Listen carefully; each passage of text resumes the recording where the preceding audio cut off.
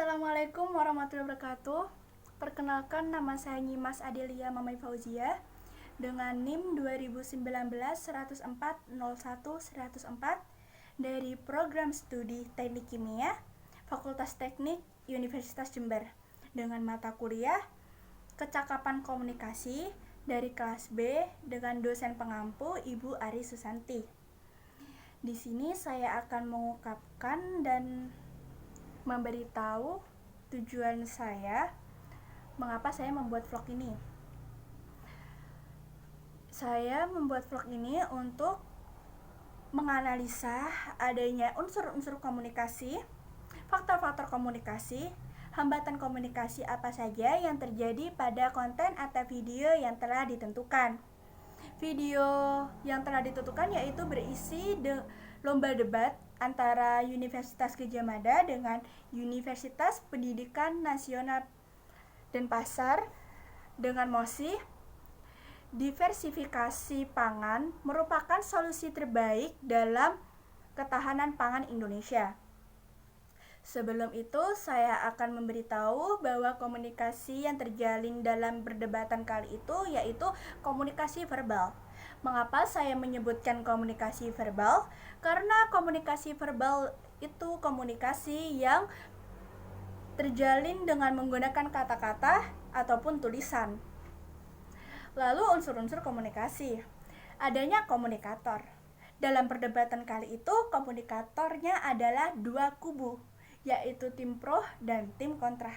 Mengapa saya mengambil dua kubu? Karena kubu pro mengeluarkan argumen dan juga kubu kontra juga mengeluarkan argumen yang dimana dua-duanya menyampaikan pesan atau informasi. Lalu yang kedua, komunikan. Komunikannya siapa? Tentunya dari dua kubu tersebut. Mengapa saya mengambil hal itu? Karena jika tim pro mengeluarkan argumennya dan diterima oleh tim kontra, maka komunikatornya adalah tim pro, komunikannya adalah tim kontra. Dan juga sebaliknya, jika tim kontra juga mengeluarkan argumennya dan diterima oleh tim pro, maka tim kontra merupakan komunikator dan tim pro merupakan komunikan. Lalu yang kedua, pesan. Pesan yang dikeluarkan dari tim pro ataupun tim kontra merupakan pesan berbentuk argumen yang dimana mengapa mereka itu sangat kuat dengan argumennya. Jika tim pro mengeluarkan pesan, mengeluarkan argumen, tim pro itu mengeluarkan argumen mengapa dia sangat setuju, sangat pro pada mosi tersebut. Sedangkan tim kontra juga mengeluarkan argumen dalam bentuk mengapa mereka itu sangat setuju, sangat tidak setuju, dan juga sangat kontra pada mosi tersebut. Karena pesan yang terjalin seperti itu, timbullah sebuah feedback. Feedback tersendiri dibagi menjadi dua, feedback positif dan feedback negatif. Feedback positif yaitu ketika komunikator mengeluarkan pesan, menyalurkan pesan kepada komunikan menerima dan juga setuju. Jika feedback negatif yaitu komunikator mengeluarkan pesan, mengeluarkan informasi, mengeluarkan argumen, dan komunikan menerimanya tetapi tidak setuju. Dan dalam perdebatan kali itu, feedback yang terjalin adalah feedback negatif, di mana dua kubu tersebut saling tidak setuju dengan argumen lawannya. Contohnya saja si pro mengeluarkan argumen, diterima oleh si kontra tapi tidak disetujui oleh si kontra. Maka dari itu feedback yang terjalin adalah feedback negatif. Yang kedua terjadinya faktor-faktor komunikasi. Faktor-faktor komunikasi yang pertama adanya pengetahuan.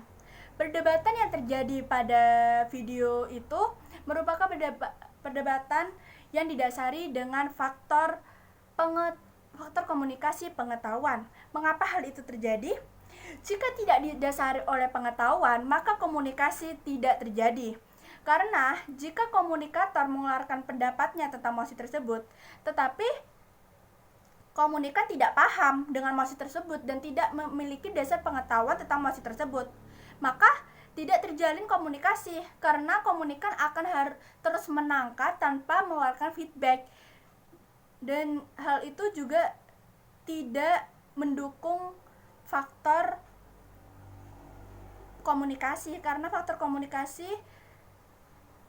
terjadi karena adanya pengetahuan. Yang kedua adalah pertumbuhan menguasai bahasa. Pertumbuhan menguasai bahasa dalam dua kubu ini sudah termasuk bagus karena bahasa yang digunakan itu dapat dipahami oleh audiens dan juga dalam pihak lawan. Maka dari itu, faktor menguasai bahasa sangat berpengaruh dalam menjalankan komunikasi. Lalu yang ketiga adalah profesi. Profesi tersebut juga memengaruhi pandangan orang lain. Dengan pandangan orang lain itu berbeda-beda. Contohnya saja tim pro tidak setuju dengan tim kontra tidak setuju dengan tim pro.